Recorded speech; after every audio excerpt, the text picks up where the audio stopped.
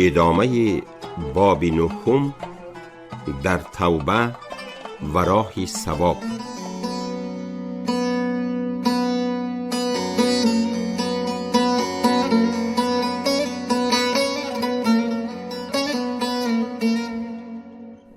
در اقصای عالم بگشتم بسی، بسر بردم ایام با هر کسی.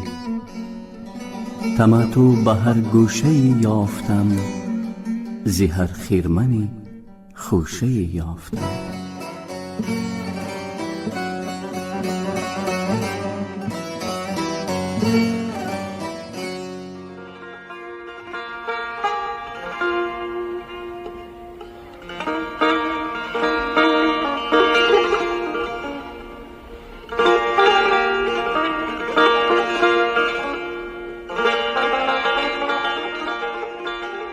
الا تا نپیچی سر از عدل و راه،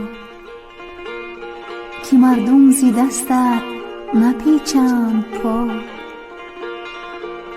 گریزد رعیت زی بیدادگر، کند نام زشتش به گیتی ثمر.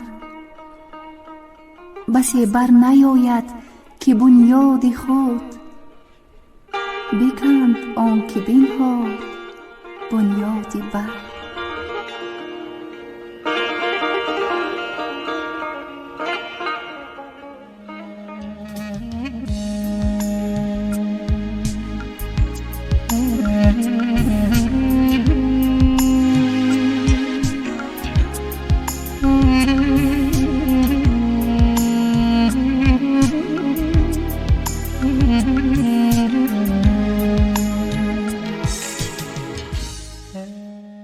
یکی برد با پادشاه ستیز، به دشمن سپردش که خونش بریز. گرفتار در دست آن کینه توز، همی گفت هر دم به زاری و سوز. اگر دوست بر خود نیازردمی، کی از دست دشمن جفا بردمی. بسا جور دشمن بدردش پوست، رفیقی که بر خود بیازرد دوست. تو از دوست گر عاقلی برمگرد، که دشمن نیارد نگه در تو کرد. تو با دوست یک دل شو و یک سخن، که خود بیخ دشمن برآید زبون. نپندارم این زیشت نامی نکوست، به خشنودی دشمن آزاری دوست.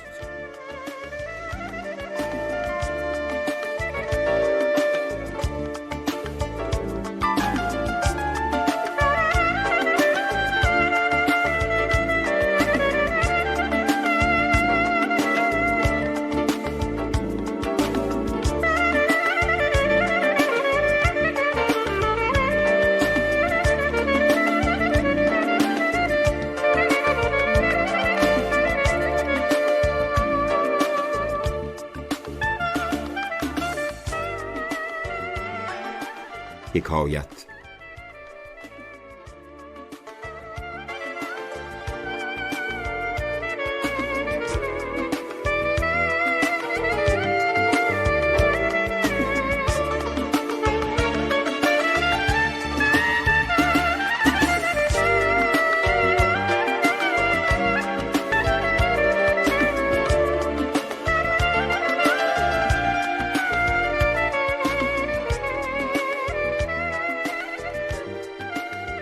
یکی مال مردم به تلبیس خورد، چو برخاست لعنت بر ابلیس کرد. چنین گفت ابلیس اندر رهی، که هرگز ندیدم چنین ابلهی. تو را با من است ای فلان آشتی، به جنگم چرا گردن افراشتی. دریغ است فرموده دیو زیشت، که دستی ملک بر تو خواهد نویشت. روا داری از جهل و ناپاکیت، که پاکان نویسند ناپاکیت. طریق به دست آر و صلح بجوی، شفیع برانگیز و عذری بگوی. که یک لحظه صورت نبندد امان، چو پیمانه پر شد به دوری زمان. وگر دست قدرت نداری به کار، چو بیچارگان دستی زاری برآر. گرت رفت از اندازه بیرون بدی، چو گفتی که بد رفت نیک آمدی. فرا شو چو بینی دری صلح باز، که ناگه دری توبه گردد فراز. مرو زیر باری گنه ای پسر، که حمال عاجز بود در سفر. پی نیک مردان بباید شتافت، که هر کین سعادت طلب کرد یافت. ولیکن تو دنبال دیوی خسی، ندانم دری صالحان چون رسی. پیامبر کسی را شفاعتگر است، که بر جاده شرع پیغمبر است. رهی راست رو تا به منزل رسی، تو بر ره نیی زین قبل واپسی. چو گاوی که از سار چشمش ببست، دوان تا به شب، شب همان جا که هست.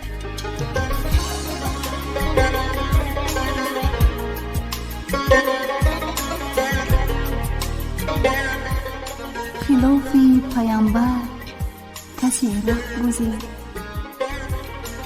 که هرگز به منزل نخواهد رسید.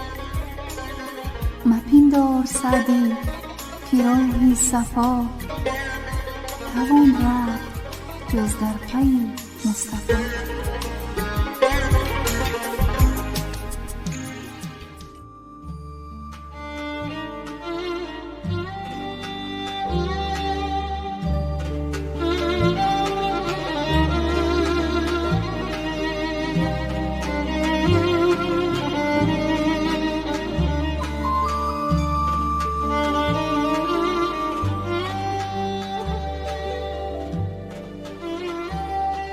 گل آلوده راه مسجد گرفت، ز بختی نگون بود اندر شگفت. یکی زجر کردش به تبت یداک، مرو دامن آلوده در جای پاک. مرا رقت در دل آمد برین، که پاک است و خرم بهشتی برین. در آن جای پاکان امیدوار، گل آلوده معصیت را چه کار؟ بهشت آن ستاند که طاعت برد، کی را نقد باید بضاعت برد. مکن دامن از گرد ذلت بشوی، که ناگه ز بالا ببندند جوی. مگو مرغ دولت ز قیدم بجست، هنوزش سری رشته داری به دست. وگر دیر شد گرم رو باش و چوست، ز دیر آمدن غم ندارد درست.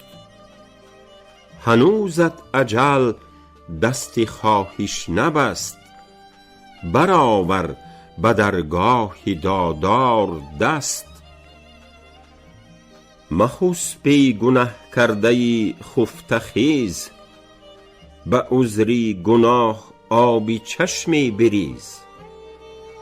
چو حکمی ضرورت بود کآبروی، بریزند باری بر این خاک کوی.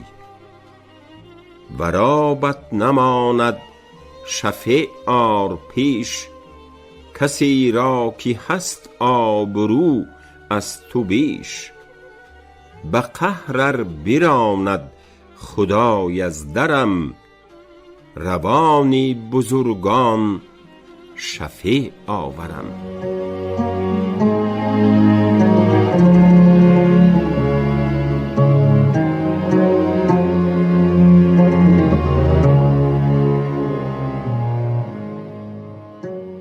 یکی پند می داد فرزند را، نگه دار پندی خردمند را. مکن جور با خردگان پسر، که یک روز دفتر بزرگی بسر.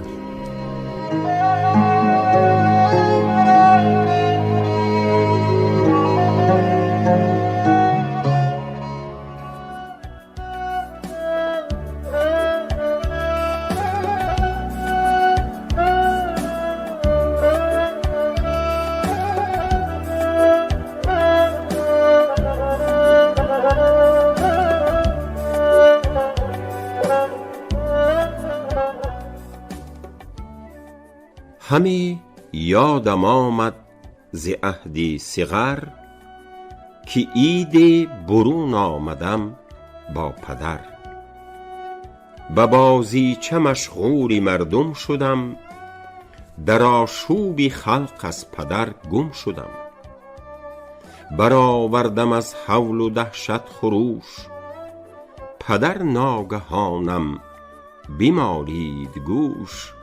که ای شوخ چشم آخرت چند بار، بگفتم که دستم ز دامن مدار. به تنها نداند شدن طفل خرد، که مشکل بود راهی نادیده برد. تو هم طفل راهی به سعی فقیر، برو دامنی راهدانان بگیر. مکن با فرومایه مردم نشست، چو کردی ز هیبت فرو شوی دست. به فتراک پاکان در آویز چنگ، که عارف ندارد ز دریوزه ننگ. مریدان به قوت ز طفلان کمند، مشایخ چو دیواری مستحکمند. بیاموز رفتار از آن طفل خرد، که چون استعانت به دیوار برد. ز زنجیری ناپارسایان برست، کی در حلقه پارسایان نشست.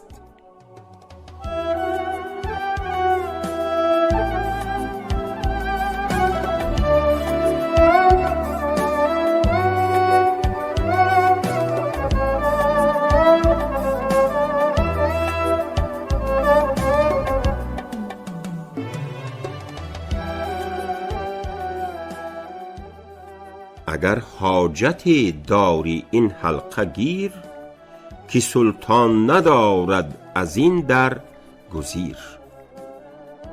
برو خوشه چین باش سعدی صفت، که گرد آوری خرمنی معرفت. الا ای مقیمان محراب انس، که فردا نشینید بر خوان قدس. متابید روی از گدایان خیل، که صاحب مروت نراند طفیل. یکی عدل تا نام نیکو برد، یکی ظلم تا مال گرد آورد. یکی عاطفت سیرتی خویش کرد، درم داد و تیمار درویش خورد. بنا کرد و نام داد و لشکر نباخت، شب از بهر درویش شبخانه ساخت.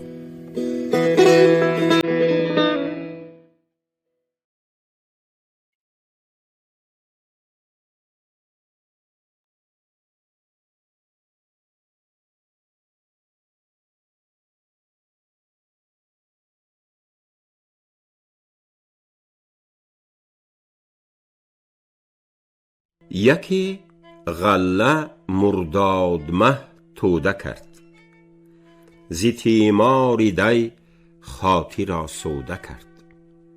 شبی مست شد آتشی در فروخت، نگونبختی کاری و خرمن بسوخت. دیگر روز در خوشه چینی نشست، که یک جوز خرمن نماندش به دست. چو سرگشته دیدند درویش را، یکی گفت پرورده خویش را. نخواهی که باشی چنین تیره روز، به دیوانگی خرمنی خود مسوز. گر از دست شد عمرت اندر بدی، تو آنی که در خرمن آتش زدی. فضیحت بود خوشه اندوختن، پس از خرمنی خویشتن سوختن. مکن جان من تخم دین ورز و داد، مده خرمنی نیک نامی به باد. چو برگشته بختی در افتد به بند، از او نیک بختان بگیرند پند. تو پیش از عقوبت دری عفو کوب، که سودی ندارد فغان زیر چوب. برآر از گریبان غفلت سرت، که فردا نماند خجل در برت.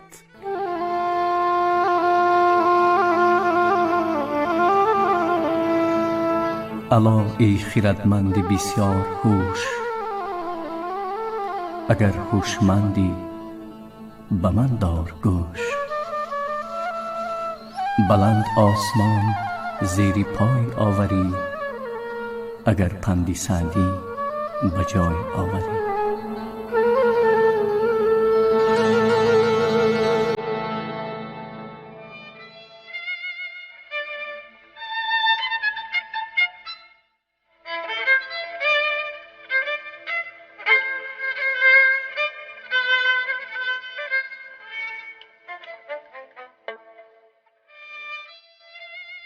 یکی متفق بود بر منکری، گذر کرد بر وی نکو محضری. نشست از خجالت عرق کرده روی، که آیا خجل گشتم از شیخ کوی. شنید این سخن پیری روشن روان، برو بر بشورید و گفت ای جوان.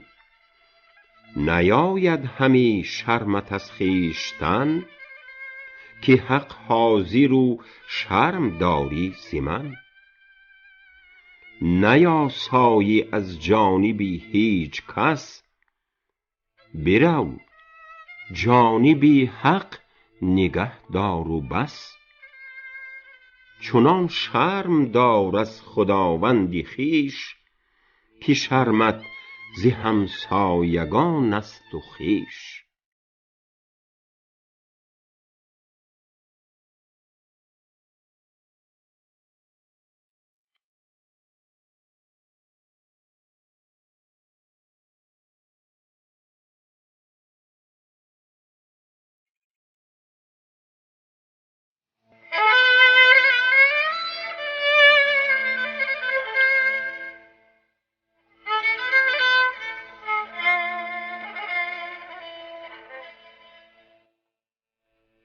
زلیخا چو گشت از می عشق مست، به دامان یوسف در آویخت دست. چنان دیو شهوت ریزا داده بود، که چون گرگ در یوسف افتاده بود. بتی داشت بانوی مصر از رخام، برو معتکف بامدادان و شام. در آن لحظه رویش ببوسید و سر، مبادا که زشت آیدش در نظر. غم آلوده یوسف به کنجی نشست، به سر بر ز نفسی ستمگاره دست. زلیخا دو دستش بپوشید و پای، که ای سوست پیمان سرکش درآی. بسندان دلی روی در هم مکش، به تندی پریشان مکن وقتی خوش. روان گشتش از دیده بر چهره جوی، که برگرد و ناپاکی از من مجوی. تو در روی سنگی شدی شرمناک، مرا شرم باد از خداوندی پاک. چی سود در پشیمانی آید به کف، چو سرمایه عمر کردی تلف.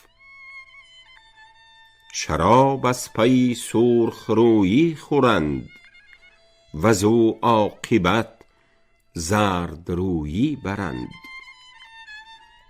به عذرآوری خواهش امروز کن، که فردا نماند مجالی سخن. پلیدی کند گربه بر جای پاک، چی زشتش نماید بپوشد به خاک.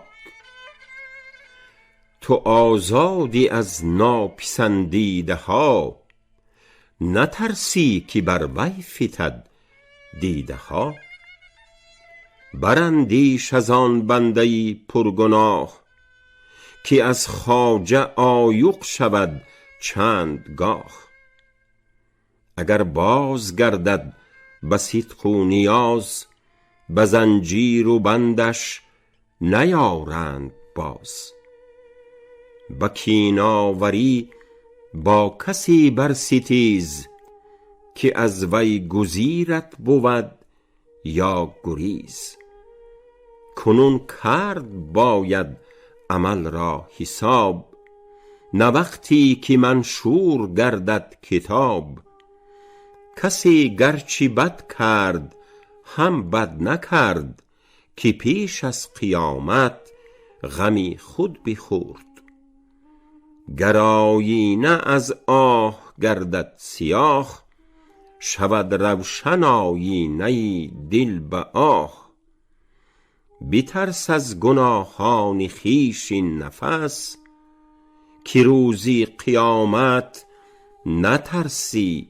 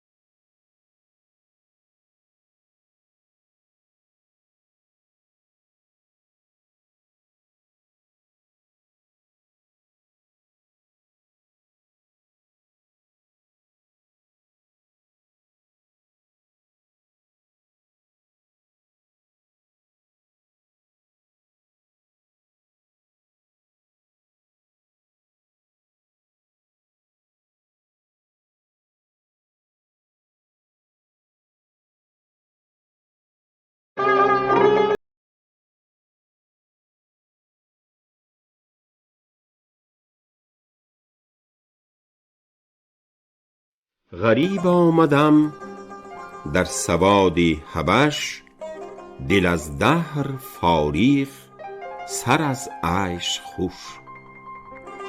بره بر یکی دکه دیدم بلند، تنی چند مسکین در او پایبند. بسیچی سفر کردم اندر نفس، بیابان گرفتم چو مرغ از قفس. یکی گفت کین بندیان شب روند، نصیحت نگیرند و حق نشنوند. چو بر کس نیامد ز دستت ستم، تو را گر جهان شه نگیرد چه غم. نیاورده عامیل غش اندر میان، نیندیشد از رفع دیوانیان.